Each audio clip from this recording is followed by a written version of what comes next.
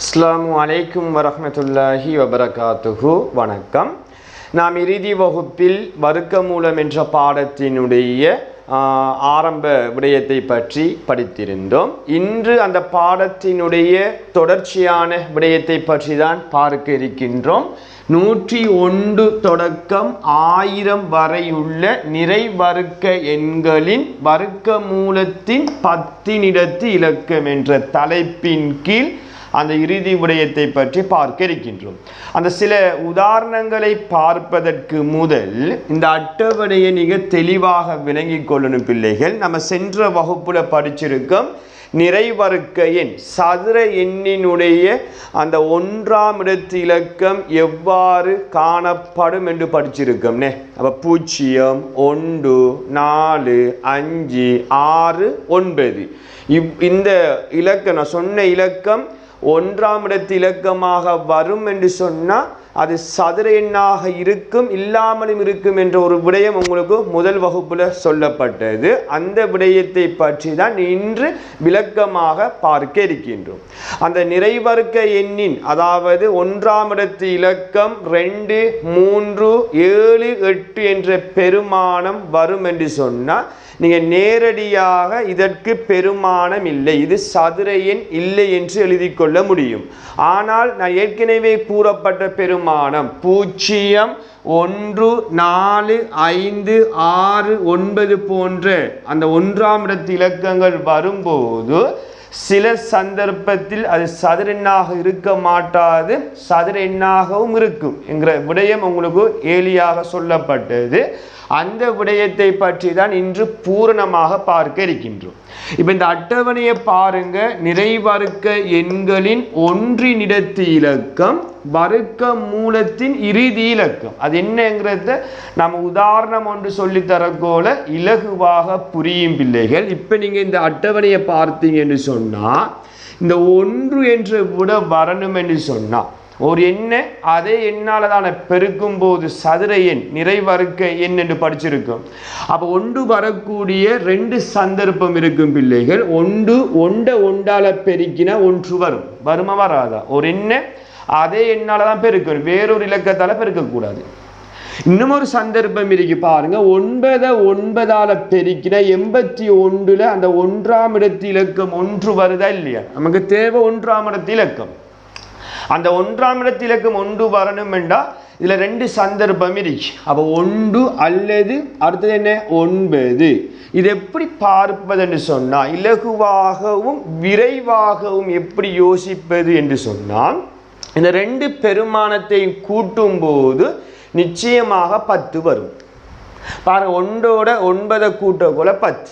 அப்ப நீங்க ஃபர்ஸ்ட் இலக்கத்தை கண்டுபிடிச்சீங்கன்னா எதை கூட்டும் போது 10 வரும்? 9. அப்போ 9 தான் அடுத்த விடையாக இருக்கும், அந்த 1 வரக்கூடிய அடுத்த சந்தர்ப்பமாக இருக்கும். சரிதானே? ரைட். இதே போன்று 4 பாருங்க. ஃபர்ஸ்ட் பெருமானத்தை கண்டுபிடிங்க. அப்போ 4 வரக்கூடிய முதலாம் சந்தர்ப்பம் என்ன? 2 2ஆல பெருக்கின 4 வரும். 2 2ஆல பெருக்கின 4. ஸோ நான் ஒரு 2 போட்டா அடுத்த பெருமானத்தை எப்படி தீர்மானிக்கணும் என்று சொல்லியிருக்கேன். இந்த 2ஓட எதை கூட்டும் போது 10 வரும்ங்கிறத தீர்மானிக்கணும். அப்போ 8ஐ கூட்டும் போது வரும். அதை நீங்க செக் பண்ணி பாருங்க. 8 8ஆல பெருக்கினா 64ல அந்த 1ஆம் இடத்து இலக்கத்தை தான் பார்க்க வேண்டும். அந்த 1ஆம் இடத்து இலக்கம் 4 வருது. அப்ப 2ம் 8ம் சரிதானே? இதை வச்சு நம்ம என்ன விடயத்தை மேற்கொள்றோங்கிறத பின்னர் பார்க்க இருக்கின்றோம். அதே போன்று 5 என்று சொன்னா 5 வரக்கூடிய ஒரே ஒரு சந்தர்ப்பம் மட்டும் இன்னைக்கு 5. ஏன் 5 5ஆல பெருக்கக்குள்ள 25.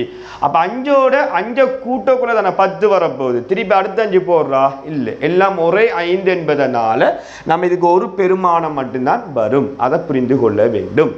அடுத்ததை பாரு 6. அப்போ 6 வரக்கூடிய 2 சந்தர்ப்பம் இருக்கும். அதை கொஞ்சம் செக் பண்ணி பாருங்க. 6 வரக்கூடிய சந்தர்ப்பத்தில் 4 தர 4 நன்னாலு 16. அதில் 6 வருது. ஒரு இலக்கத்தை அதே இலக்கத்தால தான் பெருக்கணும், வேறொரு இலக்கத்தால பெருக்கக்கூடாது. திருப்பி ஞாபகப்படுத்துறேன். அப்போ 1 4 வரும். அப்போ 4ஓட எதை கூட்டும் போது 10 வரும்? 6. அப்போ 6 6ஆல பெருக்கினா 36லையும் அந்த 6 என்ற இலக்கம் வருகின்றது. இதே போன்று 9 பார்த்தீங்கன்னு சொன்னால் 3 3ஆல் பெருக்கின 9 வரும். 3ஓட எதை கூட்டும் போது 10 வரும் 7. அப்போ 7 7ஆல் பெருக்கினாலும் 9 வரும். இப்படித்தான் பூஜ்ஜியத்தை பார்த்தா பூஜ்ஜியத்துக்கு வர ஒரே ஒரு இலக்கம் 0. பூஜ்ஜியத்தால் பெருக்கினா தான் 0. அப்போ இந்த அட்டவணை தெரிந்தால் மட்டும்தான் பிள்ளைகள் இதுக்கு பின்னர் பார்க்கின்ற உதாரணம் உங்களுக்கு தெளிவாக புரியும். ஸோ இந்த அட்டவணையை நோட் பண்ணிக்கொள்ளுங்க. இந்த அட்டவணையை வைத்துக்கொண்டு இந்த தலைப்புக்கு ஏற்றவாறு சில கேள்விகள் வரும்போது எவ்வாறு செய்து கொள்வது என்பதை பற்றி பார்ப்போம். இப்போ முதலாவது கேள்வியை பாருங்க. இப்போ 169 தந்திருக்காங்க. இப்போ வர்க்க மூலம் 169 வைப்போம். அப்போ இதில் பெருமானம் நமக்கு தெரியாது என்று வைப்போம். ஒரு எண்ணை அதே எண்ணால் பெருக்கும் போதுதான் சதுர எண் நிறைவர்க்க எண் என்று படிச்சிருக்கோம். அப்போ இந்த கேள்விக்கான விடை இருக்கா இல்லையா என்கிறத இப்போ சொன்ன இந்த தலைப்பு என்ன சொல்லப்படுது? 101ஓட பெரிய பெருமான் 101 தொடக்கம் 1000க்கு உட்பட்டு அந்த இடைப்பட்ட பெருமானங்கள் வரும்போது இதற்கு பெருமானம் இருக்கா இல்லையா என்கிறத ஒரு மெதட் ஊடாக பார்க்க போகிறோம். அந்த மெதட் எப்படி என்று சொன்னால், ஃபஸ்ட்டுக்கு பாரு, வர்க்க மூலம் 169ல் அந்த 1ஆம் இடத்து இலக்கத்தை பாருங்க பிள்ளைகள். ஃபஸ்ட்டுக்கு 1ஆம் இடத்து இலக்கத்தை பார்க்கணும் எப்போதும். அப்போ 1ஆம் இடத்து இலக்கம் என்ன? 9 இருக்கு. அப்போ 9 வரக்கூடிய அந்த அட்டவணையை பார்த்தீங்கன்னு சொன்னால் 9 வரக்கூடிய 2 சந்தர்ப்பம் இருக்கு. எழுதிய மாணவர்கள் பாருங்க. அந்த 9 வரக்கூடிய 2 சந்தர்ப்பம் இருக்கு. 1 3 அடுத்தது 7 என்று எழுதியிருக்கும். அந்த 3 ஒரு சைட்லையும் 7 கொஞ்சம் தள்ளி நம்ம நோட் பண்ணிக்கொள்ளும். செய்முறையை சொல்றேன், தெளிவாக பார்க்கணும். சரிதானே? அப்போ 9 வரக்கூடிய 2 சந்தர்ப்பம் 1 3 மற்றையது 7. அதை நோட் பண்ணிவிட்டு 10ஆம் இடத்துக்கு பக்கத்தில் இருக்கிற 100ஆம் இடத்து இலக்கத்தை பார்க்கணும். அப்ப 10ஆம் இடத்து இலக்கத்தை பார்ப்பதில்லை. அப்ப 100ஆம் இடத்து இலக்கத்தை பாரு. 1 இருக்கு. அந்த 1 சதுர எண்ணா என்கிறத முதல் பார்க்கணும். சதுர எண்ணா இல்லையா? சதுர எண். 1 எத்தனையாவது சதுர எண்? முதலாவது சதுர எண். ஆகவே அந்த முதலாவது சதுர எண்ணை தான் போடணும். 2க்கும் அந்த 1 கொடுக்கணும். இந்த 1 கொடுக்கல. இந்த 1 எத்தனையாம் சதுர எண்? இப்போ 4 வந்தா 2ஆம் சதுர எண், 9 வந்தா 3ஆம் சதுர எண். அப்படி சதுர எண் வராட்டி எப்படி செய்யறேங்கிறதையும் பார்க்க போறோம். சரிதானே? அப்ப சதுர எண் வந்தா இது எத்தனையாம் சதுர எண்ணுங்கிறத அந்த போட்ட இலக்கத்துக்கு 10ஆம் இடத்து இலக்கமாக போட வேண்டும். 10ஆம் இடத்து இலக்கத்தில் அந்த இடப்பெருமானத்தில் போட வேண்டும். போட்டு விட்டு இப்ப 13 சொன்னா அதே 13ஆல பெருக்கக்குள்ள இந்த விட வரலன்னு சொன்னா 17 இன்னும் ஒரு 17ஆல பெருக்கணும். அதற்கும் விடை வரலன்னு சொன்னா இதற்கு பெருமானம் இல்லை என்று விட வரும். அப்ப அதுக்குள்ள 2ஐயும் பெருக்கி வரும்போது ஒரு பெருமானம் இந்த விட சப்போர்ட் ஆகினால் அதுதான் அந்த கேள்விக்குரிய பெருமானமாக இருக்கும். இப்ப சொல்ற விடயம் என்னன்னு சொன்னா பிள்ளைகள், இப்ப 13 செக் பண்ணி பார்ப்போம். 13ஆல பெருக்கக்குள்ள 3 தர 3 9, ஓர் 3 3, ஓர் 3 3, ஓர் 1 1. அப்ப இதை கூட்டினீங்கன்னு சொன்னா 169 வருது.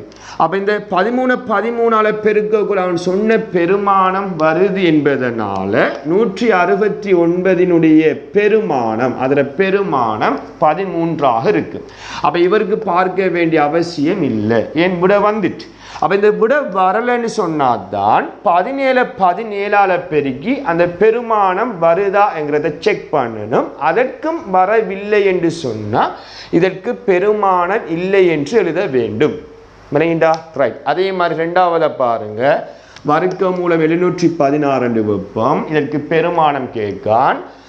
முதலாவது பார்க்கணும். இதுல 1ஆம் இடத்து இலக்கத்தை பார்க்கணும். அந்த 1ஆம் இடத்து இலக்கம் 6 இருக்கு. 6 வரக்கூடிய அந்த அட்டவணையில பாருங்க 2 சந்தர்ப்பம் இருக்கு. 1 4, இன்னொன்று 6. 4ஓட 6 கூட்டம்னா 10 வரும். சரிதானே? இப்ப 100ஆம் இடத்து இலக்கத்தை பாருங்க 7. 7 ஒரு சதுர எண்ணா? சதுர எண் இல்லை.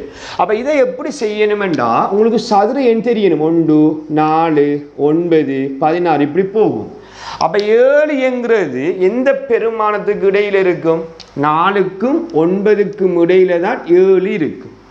அப்போ அந்த 7க்கு சரியான குறைவாக இருக்கிற சதுர எண்ணை தான் பார்க்குறோம், கூடிய சதுர எண்ணை பார்க்கக்கூடாது. அப்போ 4 என்ற சதுர எண்ணுக்கும் 9 என்ற சதுர எண்ணுக்கும் இடையில தான் 7 இருக்கு. அப்போ 7க்கு குறைவாக இருக்கிற அந்த சதுர எண்ணை தான் பார்க்க வேண்டும், கூடிய சதுர எண்ணை பார்க்கக்கூடாது.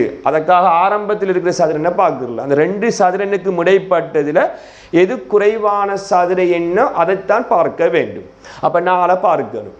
4 எத்தனையாம் சதுர எண் அதை யோசிக்கணும். எடுத்துடன் 4 போடக்கூடாது. அப்போ 4 எத்தனையாம் சதுர எண்? 2ஆம் சதுர எண். ஆகவே அப்போ 2 பக்கமும் அந்த 2 10ஆம் இடத்து இலக்கத்தில் அந்த 2 போட வேண்டும். போட்டு விட்டு இப்போ 24 24ஆல் பெருக்கிக் கொள்வோம். அப்போ 4 தர 4 16 ஒன்று மிச்சம். 4 2 8 1 9 4 8 2 4 இதை கூட்டும் போது பாருங்க 576 வருது. அங்கே இருக்கா? இல்லை. ஸோ இதுக்கு பெருமானம் இது வராது. இப்போ 26 26ஆல் பெருக்குவோம். அப்போ 6 6 36 3 மிச்சம். 6 2 12 3 15 6 2 12 ஒன்று மிச்சம். 2 4 1 5 இதை கூட்டி பாருங்க 676 வருது. அங்க இருக்கா? இல்லை. அப்ப இதற்கும் அந்த பெருமானம் வரவில்லை. 26 26ஆல பெருக்கியும் அந்த தரப்பட்ட பெருமானம் வரவில்லை என்பதனால நீங்க எழுதி கொள்ளணும், இதற்கு பெருமானம் இல்லை, பெருமானம் இல்லை என்று நீங்க நோட் பண்ணி கொள்ள வேண்டும். இதுதான் நான் ஏற்கனவே ஃபர்ஸ்ட் கிளாஸில் சொன்ன விடயம். சரிதானே? அப்போ இதை தெளிவாக நீங்கள் இந்த செய்முறை நோட் பண்ணிக்கொள்ளுங்க, பிரச்சனை இல்லை. செய்முறை எழுதி போட்டு தான் நீங்கள் பெருமானம் இருக்கா இல்லையாங்கிறத தீர்மானித்து கொள்ள வேண்டும். மேலும் சில பயிற்சிகளை பற்றி பார்ப்போம். இறுதியான உதாரணத்தை பாருங்க பிள்ளைகள். அப்போ வர்க்க மூலம் 522 வர்க்க மூலம் 529 அவதானிப்பதன் மூலம், அப்போ நான் ஏற்கனவே சொன்ன அந்த செய்முறை தான் அவதானிப்பதன் மூலம். அப்போ அவதானிப்பதன் மூலம் இதனுடைய பெருமானத்தை எப்படி காண்பது என்று சொன்னால் தெளிவாக விளங்கணும். நான் ஏற்கனவே சொல்லியிருக்கேன் ஃபர்ஸ்ட் கிளாஸில் இந்த 1ஆம் இடத்து இலக்கம் 2 3 5 5 இல்லை 7 8 இப்படியான இலக்கங்கள் 1ஆம் இடத்து இலக்கமாக வரும் என்று சொன்னால் நீங்கள் நேரடியாக எழுதி கொள்ள முடியும், இதற்கு பெருமானம் இல்லை என்று எழுதி கொள்ள முடியும். இதான் அவதானிப்பதன் மூலம் இதற்கு பெருமானம் இருக்கா இல்லையா என்கிறத கண்டுபிடிக்கிற முறை. அப்போ 2 வந்தா 3 வந்தா 7 வந்தா 8 வந்தா என்ன பெருமானம் வந்தாலும் பிரச்சனை இல்லை. அந்த 1ஆம் இடத்து இலக்கம் இதற்குள்ள இருக்கிற ஒரு பெருமானம் வரும்போது நேரடியாக பெருமானம் இல்லை என்று எழுதி கொள்ள முடியும். இது உங்களுக்கு புரிந்திருக்கும். இதே போன்று இப்போ 4ஆவதை பாருங்க, இதற்கு பெருமானம் இருக்கா இல்லையாண்டு முதல் அதில் 1ஆம் இடத்து இலக்கத்தை பாருங்க 9 வருது. அப்போ இதை தவிர்ந்த வேறு இலக்கம் என்று ஃபர்ஸ்ட் கிளாஸில் சொல்லியிருக்கேன். அதாவது 0 1 4 5 6 அங்கே 9 இப்படி வரும்போது நிச்சயமாக இதுக்கு பெருமானம் இருக்கலாம் இல்லாமலும் போகலாம் என்று சொல்லியிருக்கேன். அப்போ இதுக்கு இருக்கா இல்லையான்னு எப்படி செக் பண்ணுறேன்டா, இதில் 1ஆம் இடத்து இலக்கத்தை பாரு 9 இருக்கு. அப்போ 9 வரக்கூடிய 2 சந்தர்ப்பம் இருக்கு என்ற அட்டவணையை உங்களுக்கு தந்திருக்கேன். அந்த அட்டவணையை பார்த்தா விளங்கும். 1 3 3ஆல் பெருக்கினா 9 வரும். எப்படி சோட்டா பார்ப்பது என்கிற விடயமும் சொல்லி தந்திருக்கேன். அப்போ 3ஓட எதை கூட்டும்போது 10 வரும் 7. அப்போ 7 7ஆல் பெருக்கக்குள்ளையும் அந்த 1ஆம் இடத்து இலக்கம் 9 வரும். அப்போ 1 3 இன்னொன்று 7. அடுத்தது 100ஆம் இடத்து இலக்கத்தை பாருங்க 5 இருக்கு. 5 ஒரு சதுர எண்ணா? இல்லை. சில நேரம் சதுர எண் வரும். இப்போ 9 வந்தால் 3ஆவது சதுர எண். அப்போ 10ஆம் இடத்து இலக்கத்தில் அந்த 2 பெருமானத்துக்கு 3 கொடுக்கணும். அதே மாதிரி 4 வந்தால் 2ஆவது சதுர எண். அப்படி நீங்கள் தீர்மானிக்க வேண்டும், தெளிவாக விளங்கணும். அப்போ இந்த மெதட் எந்த பெருமானத்துக்கு இடையில என்றும் சொல்லியிருக்கேன். 101 தொடக்கம் 1000க்கு உட்பட்ட பெருமானங்கள் வரும் போதுதான் இந்த மெதட் உங்களுக்கு சப்போர்ட் ஆகும். இதுதான் உங்களோட தலைப்பு. இப்படின்னு சொன்னால் இப்போ 5 பார்த்தீங்கன்னா ஒரு சதுரம் ஏன் தெரியணும் 1 4 9 16 போய்கொண்டே இருக்கும். இந்த 5ங்கிறது 4க்கும் 5க்கும் 9க்கும் 4க்கும் 9க்கும் இடையில் இருப்பதனால அதை நீங்கள் ஃபர்ஸ்ட் கண்டுபிடித்து விட்டு அதில் குறைந்த சதுர எண்ணை தான் பார்க்க வேண்டும். 5க்கு குறைந்த சதுர எண் 4 இருக்கு. அப்போ 4 எத்தனையாம் சதுர எண்?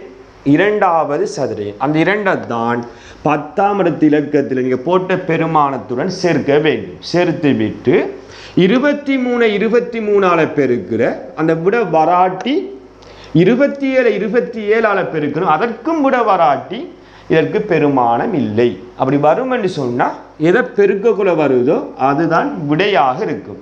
இப்போ 3 3ஆல் பெருக்கினா 9 3 2 6 3 2 6 4 கூட்டுங்க 9 12 5 அந்த விட வருது. ஆகவே வர்க்கமூலம் 529 பெருமானம் ஒரு 23 போட வேண்டும். 23 23ஆல் பெருக்கக்குள்ள தான் இந்த 529 வருது. அப்போ பெருக்கக்குள்ள இந்த பெருமானம் வரலன்னு சொன்னால் 27 27ஆல் பெருக்கி செக் பண்ணி பார்க்கணும். சரிதானே? இதுதான் அந்த மெதட் பிள்ளைகள். இவ்வளவு தான் அந்த பாடத்தினுடைய இறுதி விடயம். அவங்க சொல்லப்பட்ட அனைத்து விடயத்தையும் உங்களை கொப்பியில் ஹேண்ட் ரைட் பண்ணி இதை நோட்ஸ் எழுதி கொள்ளுங்க. இது சம்பந்தமான வேக் சீட் உங்களோட குழுமத்தினூடாக அந்த வேக் சீட் வழங்கப்படும். அந்த வேக் சீட்டையும் அடுத்த வகுப்பு எப்போது இருக்கின்றதோ அதற்கு இடையில் உங்களுக்கு வழங்கப்பட்ட சீரியல் இலக்கத்தை பதிவிட்டு எனது வாட்ஸ்அப் இலக்கத்துக்கு அனுப்பி வைத்துக் கொள்ளுமாறு கேட்டுக்கொண்டு அடுத்த வகுப்பில் மற்றொரு புதிய தலைப்பினூடாக உங்களை சந்திக்கும் வரை விடைபெற்று செல்கின்றேன். நன்றி, வணக்கம்.